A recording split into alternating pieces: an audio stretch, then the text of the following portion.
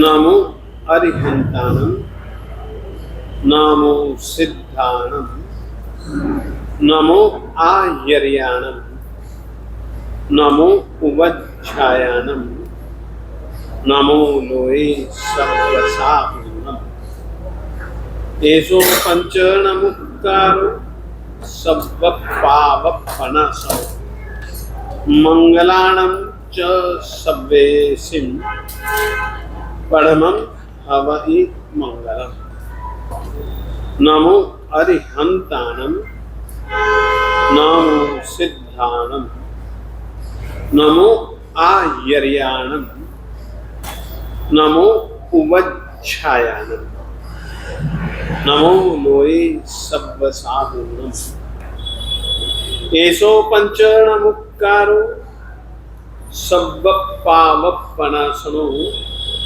मंगलाणं च सब्वेसिं परमं हवहि मंगलम् नामाकृति द्रव्यभावहि पुनतस्त्री जगज्जनम् क्षेत्रे काले च सर्वस्मिन्नर्हतः समुपास्महे आदिमं पृथ्वीनाथम् आदिमं निष्परिग्रहम् आदिमं तीर्थनाथं च ऋषभ स्वामिनं स्तुमः ऋषभ स्वामिनं स्तुमः सुधा सोदरवाग्योत्स्ना निर्मलीकृतदिङ्मुखः मृगलक्ष्मा तमः शान्त्यै शान्तिनाथो जिनोस्तु नः शान्तिनाथो जिनोस्तु वः यदुवंश समुद्रेन्दु कर्मकक्ष हुताशनः हृष्टनेमिर्भगवान् भूयान्नो हृष्टनाशनः भूयाद्वो हृष्टनाशनः कमठे धरणेन्द्रे च शोचितं कर्म कुर्वते प्रभुस्तुल्यमनोवृत्तिः पार्श्वनाथः श्रियैस्तु नः पार्श्वनाथः श्रियैस्तु वः श्रीमते वीरनाथाय सनाथायाद्भुत श्रिया महानंद सरोराज मरालायार्हते नमः ज्ञानामृतेन लोकानां कष्टोच्छेद विधायिने ऐदं युगीन वीराय नमो वल्लभ सूरये अज्ञानतिमिरान्धानां ज्ञानाञ्जनशलाकया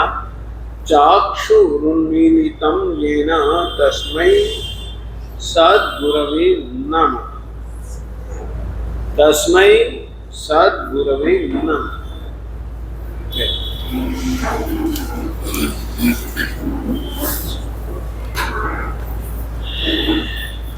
अपना मुख्य विषय संकित कहो, सम्यक कहो, सम्यक दर्शन कहो, एक ही चीज। कितना महत्वपूर्ण यह हमारा विषय है, इसको लेकर के आज मैं कुछ बातें बताना चाहता हूं। आप सभी जन जानते हो,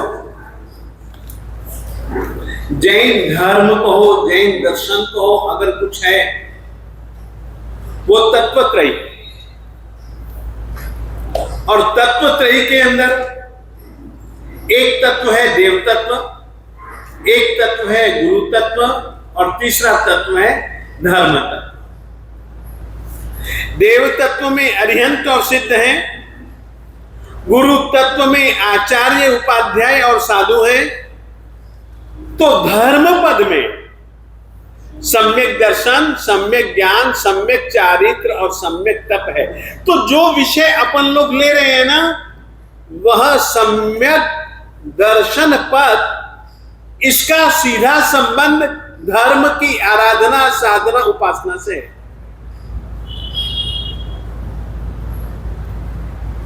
देव और गुरु से है। फिर आगे बढ़ते हैं।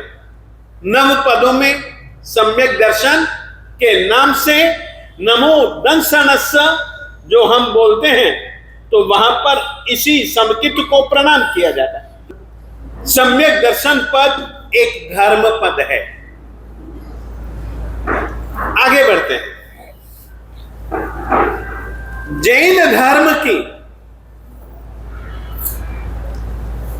स्थापना करने वाला जिनेंद्र है, अरिहंत है। अरिहंत बनने के लिए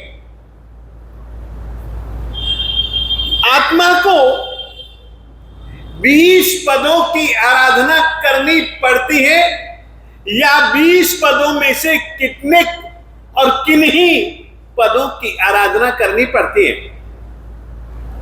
और उसके साथ में उसको प्रत्येक जीव मात्र के प्रति भाव दया मन में लानी पड़ती है।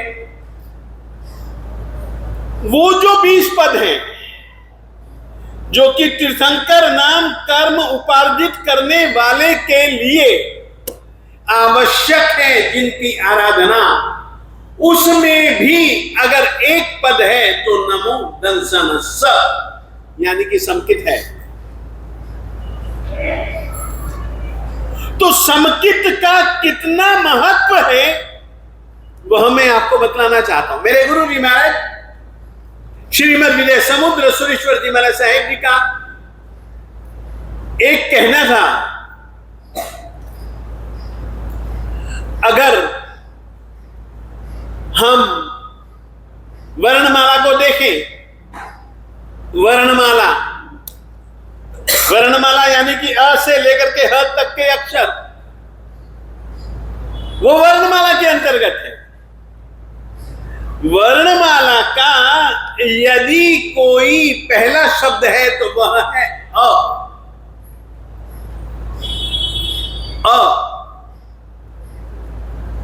उसी तरीके से जैन धर्म परंपरा की अगर मूलभूत तत्वों में से अगर कोई मूलभूत तत्व है तो वो मूलभूत तत्व है सम्यक्त्व, समकित। आगे बढ़ते हैं। इस समकित के बिना जैन परंपरा में न तो कोई धर्म है, न कोई ज्ञान है, न कोई ध्यान है, न कोई तप है, न कोई जप है, कुछ भी नहीं है। जो कुछ भी है वह एकमात्र समकित है। तो समकित का इतना महत्व है। समकित नहीं, न जैन धर्म, न जैनत्व।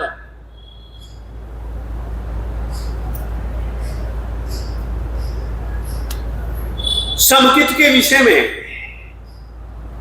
मैंने चौसदहना, जो समकित को लेकर के 67 बोलों के विषय में अपन लोग विचार विमर्श कर रहे हैं, उनमें से चौसदहना का मोटा मोटा संक्षेप में मैंने आप लोगों को एक संक्षेप में स्वरूप बतलाया। उसका विस्तार बहुत किया जा सकता है, बहुत किया जा सकता है, परंतु मैं इससे ज्यादा विस्तार करना उचित न मान करके मूलभूत रूप से जो बात कहने जैसी थी कि दो के प्रति श्रद्धा और दो का संग त्याग, और वर्तमान काल में हम किस तरीके से कर सकते हैं दो जनों का त्याग, वो भी मैंने आपको बतलाया कि हम कुदृष्टि वर्जन, मिथ्यात्वियों चाहे वह कोई भी क्यों ना हो, देव देवी गुरु धर्म सिद्धांत, उनसे संपर्क नहीं, उनसे संसर्ग नहीं। व्यापन्न दर्शन और कुदृष्टि वर्जन, ये बात मैंने आप लोगों को बतलाई। उनकी आराधना नहीं, उनकी साधना नहीं, उनकी उपासना नहीं। आप लोग बहुत जल्दी उस तरफ बह जाओगे। सुनी चमत्कार की कहानी, ढल गए उधर, और उधर ढल गए, छोड़ गए तुम अपने धर्म को, अपने आत्म स्वभाव को। इसीलिए ये चीजें आवश्यक है। देखिए, चौसद्धाना का विषय मैं बीच बीच में कभी कभी छूऊंगा, परंतु विषय को मैं आगे बढ़ाता जाऊंगा, वो भी बिल्कुल क्रम से। थोड़ा सा इंतजार करना पड़ेगा आपको आपके सवालों के जवाब इन्हीं बातों में से मिलते जाएंगे। आज जो विषय मैं प्रारंभ करने वाला हूं, वो उस विषय का मूल शब्द मैं लिखता हूं। त्रिलिंगम, तीन चिन्ह।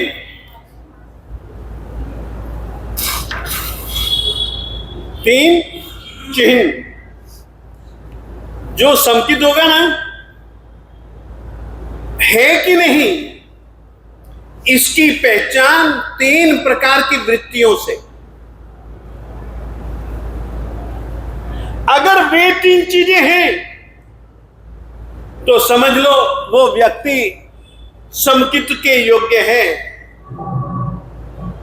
उस व्यक्ति ने समकित पाया है। वो तीन चीजें कौन कौन से? परमागम शुश्रूषा, दूसरा है अनुराग धम्म सहाने परमा, यानी कि धर्मानुराग।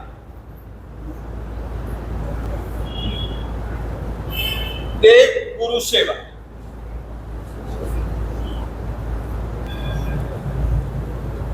देखिएगा, तीन चिन्ह हैं समकित की ओर बढ़ने वाले के और समकित पाए हुए के।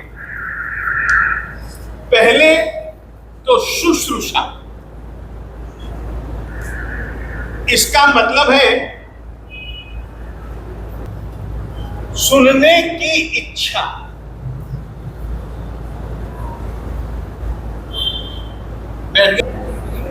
सुनने की इच्छा हो गया। दूसरा है धर्मानुराग। धर्मानुराग का मतलब होता है धर्म के प्रति अनुराग, यानी कि धर्म के प्रति आपकी रुचि, धर्म के प्रति आपके कार्य करने में तत्परता, इसका नाम है धर्म के प्रति आसक्ति। धर्म का कोई भी अवसर आएगा तो आप चूकेंगे नहीं, धर्म के प्रति आसक्ति। तीसरा है देव और गुरु की सेवा का नियम। अब अपन लोग एक एक को समझेंगे। पहले पॉइंट लिखा था व्यावच नियम, वो भी ठीक है। ये तीसरा है व्यावच नियम। हाँ, व्यावच लिखो, व्यावृत्य लिखो, एक ही बात। व्यावच जो शब्द है वो प्राकृत का है, व्यावृत्य जो शब्द है वो संस्कृत का है, सेवा जो है वह हिंदी की। अब एक एक को समझना पड़ेगा। देखिएगा, शुश्रूषा, सुनने की इच्छा न होती तो क्या आप लोग आते यहां? समकित के विषय को जानने की इच्छा हुई तो समकित के विषय में कौन से महाराज समझा रहे हैं, चलो उनके पास जाना पड़ेगा। आपने धर्म धुरंधर से संबंध बनाया, क्यों? क्योंकि आप समकित को जानना चाहते हैं। जानने के लिए शुश्रूषा, सुनने की इच्छा होगी तो ही आप आएंगे। लुधियाना में तो ऐसे कई जन हैं, लुधियाना में तो ऐसे कई जन हैं जिन्होंने नाम लिखा दिया, आ ही नहीं रहे, तो उनमें हम मानेंगे कि शुश्रूषा नहीं।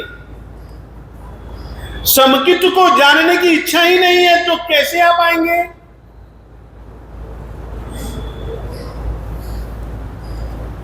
तो सबसे पहले शुश्रूषा, सुनने की इच्छा, सुनने की इच्छा के पहले भी जानने की इच्छा, जिसको कि हम जिज्ञासा कहते हैं। जिज्ञासा होगी तो शुश्रूषा होगी। किसको सुनोगे? तो लिखा परम आगम शुश्रूषा। आगम शुश्रूषा, आगम को सुनने की इच्छा। आगम किसको कहते हैं?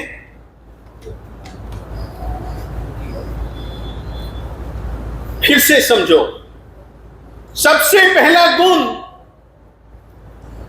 अगर सुनने की इच्छा होगी तो ही तो आप आओगे। तुम्हें धर्म करना ही नहीं तो धर्म को जानने की इच्छा ही नहीं, तो क्यों तुम उपासना में सुनने के लिए आओगे? व्याख्यान में कौवे नहीं उड़ेंगे तो कौन उड़ेगा? शुश्रूषा नहीं है। शुश्रूषा के बिना ज्ञान संभव ही नहीं है। जिस पेड़ की जड़ ही सूख चुकी, फिर तुम उसको जितना मर्जी खाद और पानी दो, पेड़ सूख जाएगा। क्यों? और यदि जिस जड़ के पास थोड़ी सी भी ताकत है, थोड़ी सी भी जान है, थोड़े से भी प्राण हैं, थोड़ा सा भी आप उसको खाद और पानी दोगे ना, तो पेड़ हरा भरा होने में देरी नहीं लगाएगा। धार्मिक बनना हो तो सबसे पहले धर्म को सुनने की इच्छा, उससे भी पहले धर्म को जानने की इच्छा को मन में पैदा करो। जिज्ञासा पैदा होगी तो शुश्रूषा होगी, और यदि शुश्रूषा होगी तो तुम कोई भी कि हमें तो टाइम नहीं मिलता, हम क्या करें, घर के काम है, दुकान के काम है, अरे वो अमुक ग्राहक आने वाला है, 1000 बहाने हैं तुम्हारे पास। तो ये 1000 बहाने किस में से पैदा हुए? शुश्रूषा नहीं। नौकरी पे जाना पड़ता है, पैसे के लिए तुम जी चाहे उतने बजे भाग जाओगे, रात को सोओगे नहीं। और यहां पर महाराज 9 बजे तो बहुत मुश्किल है। शुश्रूषा नहीं है, अंगूठा चाप। सबसे पहले शुरुआत, आप लोगों को श्रावक क्यों कहा जाता है? आप लोगों को श्राविका क्यों कहा जाता है? सुनने वाले को श्रावक कहा जाता है, सुनने वाली को श्राविका कहा जाता है। आप लोगों के लिए एक दूसरा शब्द दे रहा हूं, श्राद्ध। श्रद्धा रखने वाले को, यानी कि समुचित रखने वाले को हम लोग श्राद्ध कहते हैं। और जो श्रद्धा रखने वाली, उसको हम श्राद्धा कहते हैं। कि श्रद्धा रखने वाली, इसलिए श्रावक को हम श्राद्ध कहते हैं। इसीलिए पुरुषों को हम लोग श्रावक कहते हैं कि उनके पास में जिन धर्म को सुनने की, जिन धर्म को जानने की जिज्ञासा भी है, जिज्ञासा है तो शुश्रूषा। तो उसका संबंध श्रावक का पहला एक चिन्ह, पहले निशानी जो समकिति होगा,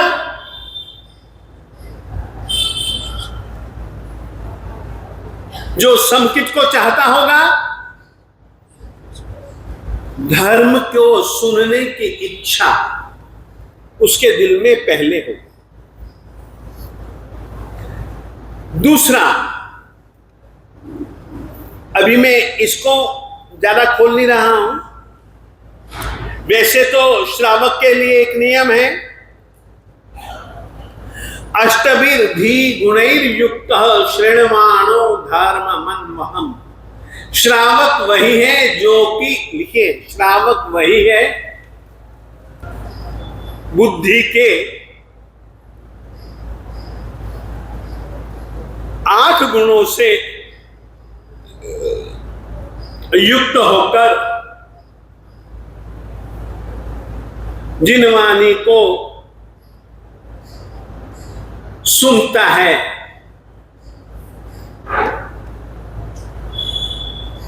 सुनती है, बीच में डंडी डाल दो, सुनती है। सुनने वाला श्रावक, सुनने वाली श्राविका। श्रावकों के लिए 3 शब्द, श्रावक, श्राविका, श्राद्ध, श्राद्धा। श्राद्ध का मतलब लिखिए जो देव, गुरु और धर्म तत्व के प्रति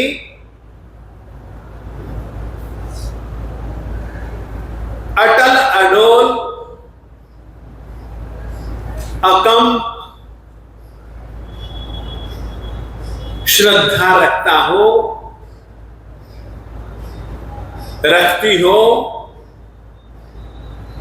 वह श्राद्ध, श्राद्धा कहलाता है। श्राद्धा कहलाती है, वो श्राद्ध कहलाता है। हो गया। तीसरा एक शब्द, श्रमणोपासक और श्रमणोपासिका। आत्म साधना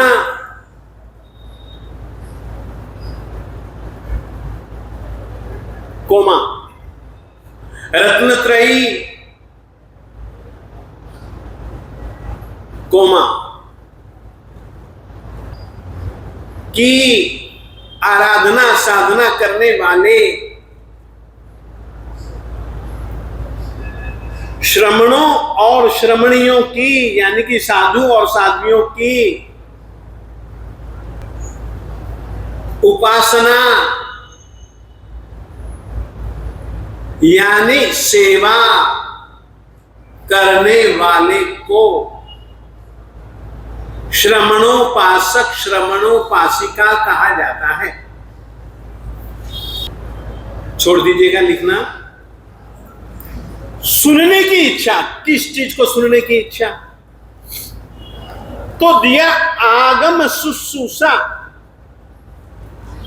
आगमों को सुनने की इच्छा। श्रावक का एक लक्षण है, श्रावक का एक चिन्ह है। आगम क्या चीज है?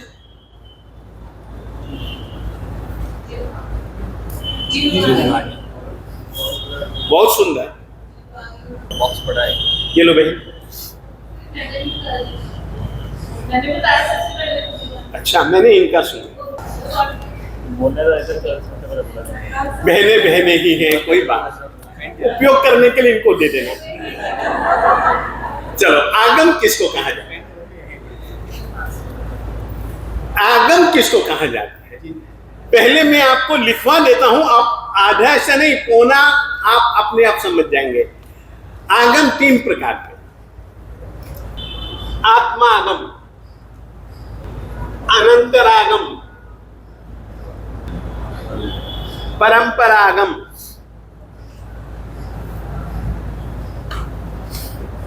हो गए हैं? आगम, आगम लिख लीजिए, आगम का अर्थ लिख लीजिएगा। यथावस्थित ज्ञान आगम कहलाता है। यथावस्थित, यथावस्थित ज्ञान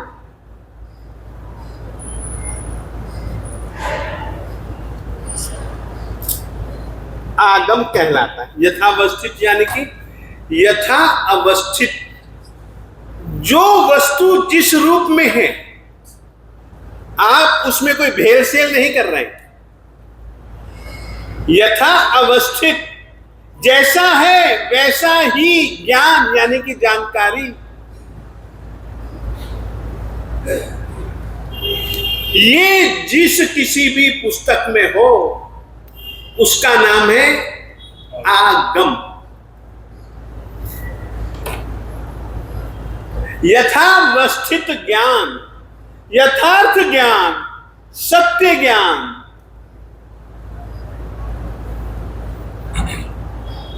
उदाहरण परमात्मा ने कहा 9 तत्व हैं। इस लोक में केवल 9 ही सारभूत चीजें हैं जो कि आदमी को जाननी चाहिए।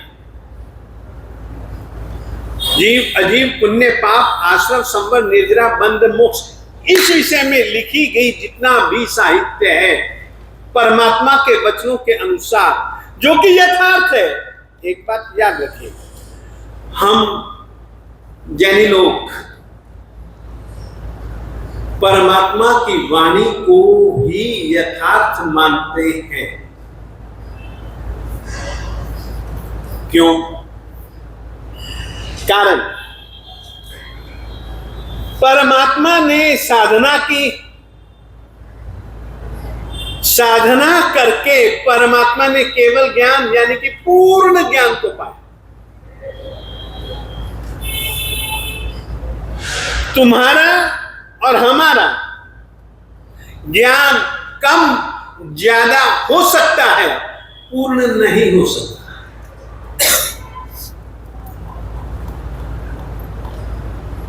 इसीलिए तुम्हारे और हमारे ज्ञान में झूठ का अंश, मिथ्या का अंश है और अपूर्ण जानकारी है। मालिक ने जो जाना, जैसा जाना, पूर्ण जाना, सत्य जाना, भेद सेल बिना का जाना। तो यथावस्थित वस्तु जैसी है, उस वस्तु को, उस द्रव्य को वैसा ही जानना, इसका नाम है यथावस्थित ज्ञान। और आगम में यथावस्थित ज्ञान ही है, परंतु वो आगम उनको किसी से प्राप्त नहीं हुए। अब देखिए, आत्मा आगम, आगम का मतलब समझ गए? यथावस्थित ज्ञान, ठीक है। अब आत्मा का मतलब समझो। आप अब समझ रहे हो सिखाने वाला कौन है? धर्म धुरंधर तो तुम तो नहीं हो ना। ये ज्ञान जो तुमको मिला, जो तुमको अब बोल रहे हो, खुद को तो नहीं मिला ना। आत्मागम, जितना भी यथार्थ ज्ञान है वो आत्मा उनको खुद ही मिला।